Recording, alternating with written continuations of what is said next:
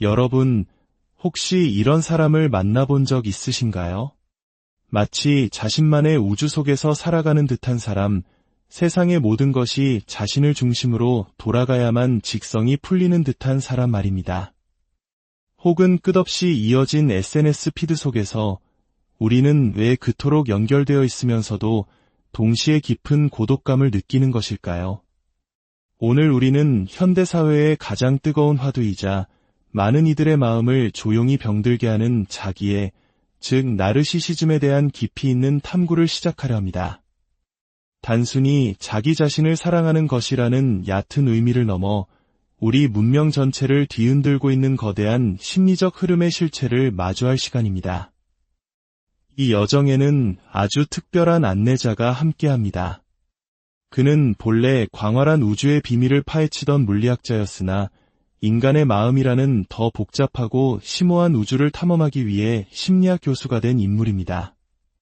그리고 무엇보다 그 자신 역시 자기애성 성격장애 진단을 받고 자신의 가장 깊은 어둠을 정면으로 마주하며 이 분야의 세계적인 권위자가 되었습니다.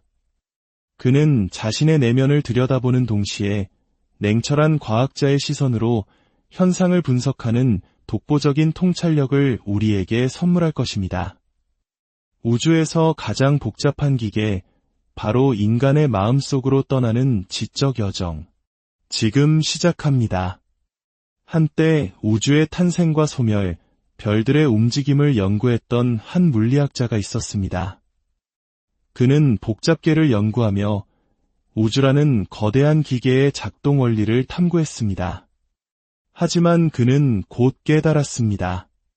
눈에 보이는 우주보다 훨씬 더 복잡하고 예측 불가능하며 심오한 기계가 바로 우리 안에 있다는 사실을 말입니다. 그것은 바로 인간의 정신이었습니다. 결국 그는 물리학이라는 단순한 학문을 떠나 인간의 마음이라는 진정으로 복잡한 세계로 뛰어들었습니다. 이 극적인 전환의 배경에는 개인적인 아픔이 있었습니다. 그는 2번에 걸쳐 자기애성 성격장애, 즉 NPD 진단을 받았습니다.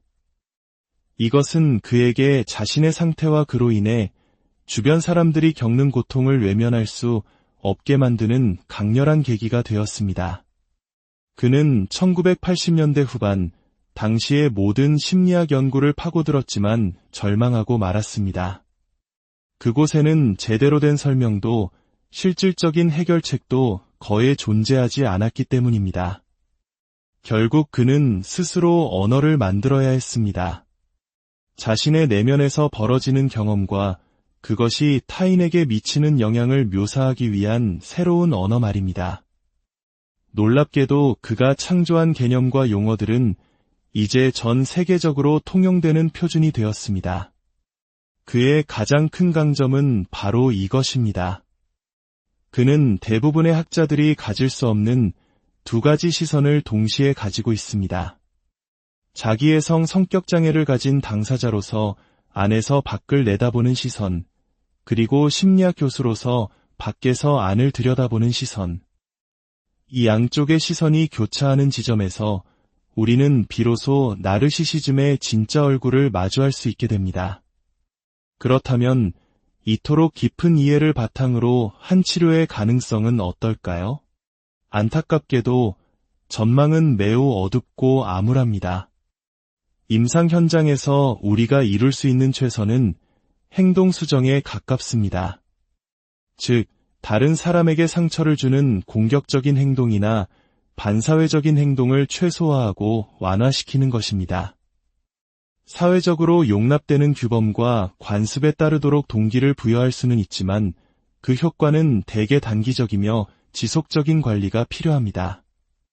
근본적인 변화는 거의 불가능에 가깝다는 것이 냉정한 현실입니다. 최근 나르시시스트도 나이가 들면서 공감 능력이 발달할 수 있다거나 NPD가 치료될 수 있다는 희망적인 연구 결과들이 발표되기도 했습니다. 하지만 면밀히 분석해보면 이 연구들은 중대한 결함을 가지고 있었습니다. 현실은 여전히 냉혹합니다. 우리가 이 문제를 제대로 이해하기 위해서는 먼저 나르시시즘의 스펙트럼을 구분해야 합니다.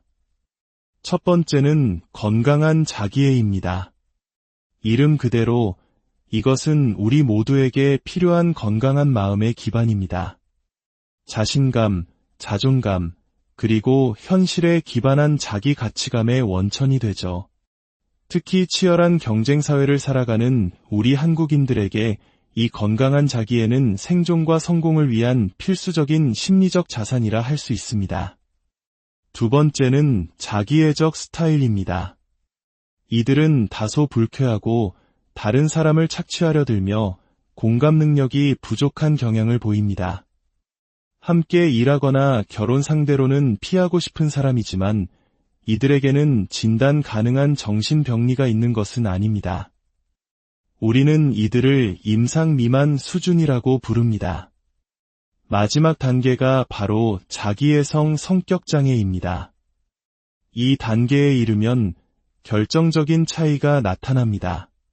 바로 현실과의 단절입니다. NPD를 가진 사람은 현실과 환상을 구분하지 못합니다. 그들은 외부의 실제 인물과 자신의 머릿속에 있는 그 인물의 이미지를 구별하지 못합니다. 그들은 온전히 자신만의 환상 속에 살아가며 이를 현실 검증 능력의 손상이라고 부릅니다. 이는 자기애적 스타일을 가진 사람에게는 나타나지 않는 명백한 병리적 특징입니다.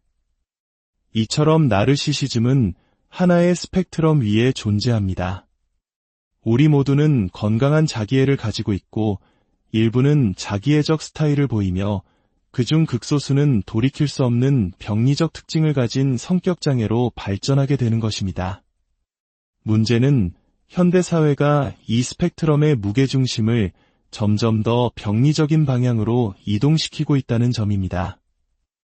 1980년대 이후 수많은 연구들은 젊은 세대를 중심으로 나르시시즘적 특성이 급격히 증가하고 있음을 명백히 보여줍니다.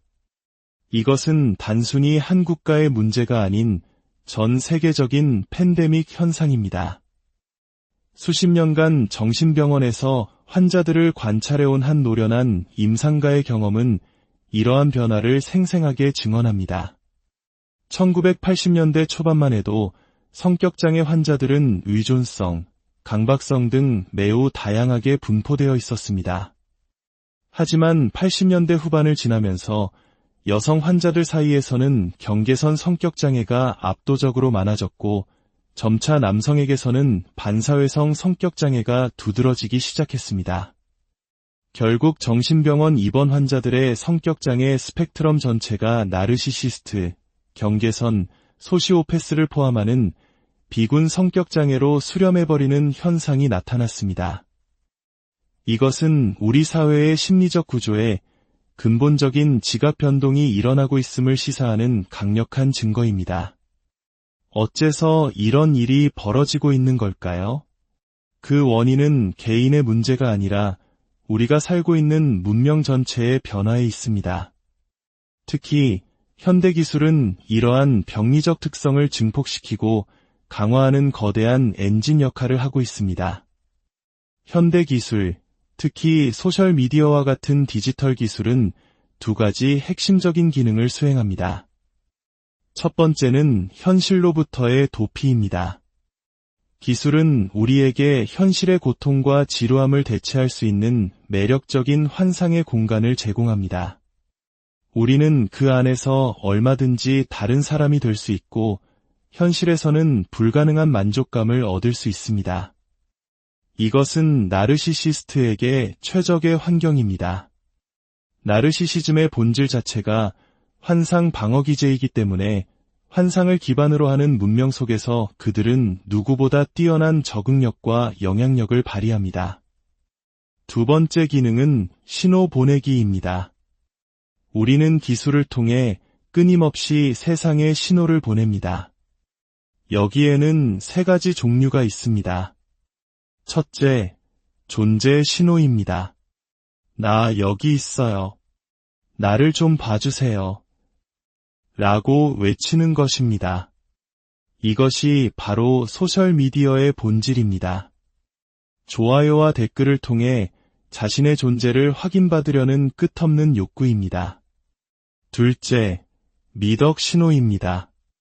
자신이 얼마나 도덕적이고 올바른 사람인지를 과시하는 것입니다. 이는 온라인상의 수많은 논쟁과 집단적 비난의 형태로 나타나며 피해자 의식과 불만으로 가득 찬 담론의 연료가 됩니다. 셋째, 무취약성 신호입니다. 나는 강하다. 나는 회복력이 뛰어나다. 나는 승리자다. 라고 선언하는 것입니다. 자신의 약점을 감추고 완벽하고 성공적인 모습만을 전시하려는 욕망입니다. 이 모든 신호 보내기는 현실이 아닌 완전히 환상적이고 상징적인 공간 안에서 이루어집니다. 현실과 완벽하게 분리된 이 공간은 감정의 조절 불능, 외부로 향하는 공격성, 피해자 의식과 같은 경계선 성격장애의 핵심적인 특징들이 번성하기에 더없이 좋은 토양이 됩니다. 결국 기술이 나르시시즘과 경계선 성격장애에 최적화된 환경을 만들고 그 환경 속에서 사람들은 다시 그러한 특성을 발전시키는 악순환이 반복되고 있는 것입니다. 우리는 나르시시즘적이고 경계선적이며 일부는 사이코패스적인 문명을 스스로 만들어가고 있습니다. 그렇다면 우리는 이 거대한 흐름 앞에서 무엇을 할 수 있을까요? 많은 사람들은 이것을 나쁜 것으로 규정하고 제거해야 할 대상으로 생각합니다. 하지만 이는 문제의 본질을 오해하는 것입니다. 나르시시즘, 경계선, 심지어 사이코패시와 같은 특성들은 인류의 유전적 역사 속에서 사라지지 않고 계속 유지되어 왔습니다.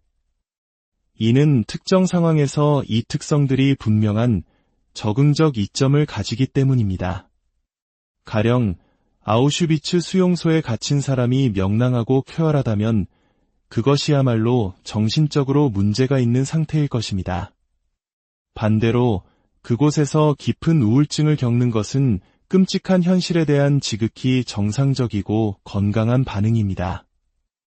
이처럼 어떤 심리적 특성도 그 자체로 좋거나 나쁘다고 말할 수 없습니다. 모든 것은 맥락에 달려 있습니다. 우리가 살고 있는 이 문명은 이미 되돌릴 수 없는 길을 가고 있을지도 모릅니다. 그렇다면 우리가 해야 할 일은 이 현상을 부정하거나 없애려 하는 것이 아니라 오히려 우리의 현실로 받아들이고 적응하는 법을 배우는 것입니다. 핵심은 인센티브 시스템, 즉 동기부여 체계를 새롭게 설계하는 것입니다. 모든 인간은 인센티브에 반응합니다. 우리는 나르시시즘이나 경계선 성격장애의 파괴적인 에너지를 생산적인 방향으로 유도할 수 있는 사회적 환경을 만들 수 있습니다. 예를 들어 경계선 성격장애를 가진 사람들은 버림받을 것에 대한 극심한 불안과 타인에게 완전히 흡수될 것에 대한 불안이라는 두 가지 핵심적인 불안에 의해 움직입니다. 이 두 가지 불안을 지렛대 삼아 사회적 보상과 제재 시스템을 설계한다면 그들의 불안정한 에너지를 통제하고 긍정적인 결과를 이끌어낼 수 있습니다. 나르시시스트의 경우 그들의 거대한 과대성과 인정 욕구를 충족시켜주면서 그 에너지가 기업을 경영하거나 세계를 이끄는 것과 같은 생산적인 활동으로 향하도록 유도할 수 있습니다. 실제로 외과의사나 최고 경영자 집단에서 사이코패스적 성향을 가진 사람의 비율이 일반 인구보다 훨씬 높다는 연구 결과는 이를 뒷받침합니다. 그들의 냉철함과 공감 부족이 때로는 수술실에서 생명을 구하고 치열한 비즈니스 세계에서 조직을 승리로 이끄는 동력이 되는 것입니다.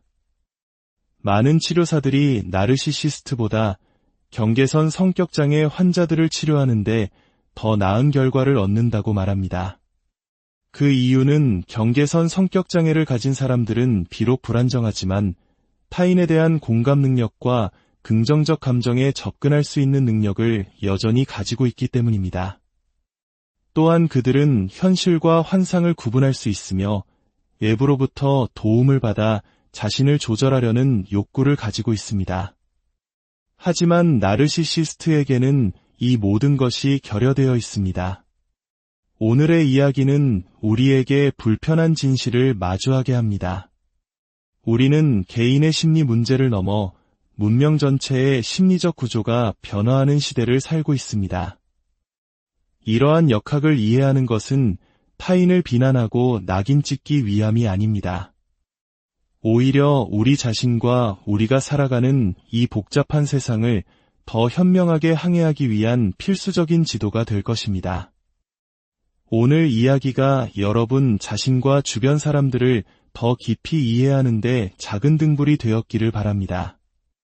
이처럼 깊이 있는 지식이 더 널리 퍼져 우리 사회가 서로를 더 잘 이해하는 데 도움이 되도록 이 이야기가 가치 있다고 생각하신다면 좋아요와 공유를 통해 지혜를 나눠주십시오. 구독을 통해 저희와 계속 함께해 주신다면 앞으로도 더욱 통찰력 있는 이야기로 여러분을 찾아뵙겠습니다. 부디 여러분의 마음속에 평온과 지혜가 함께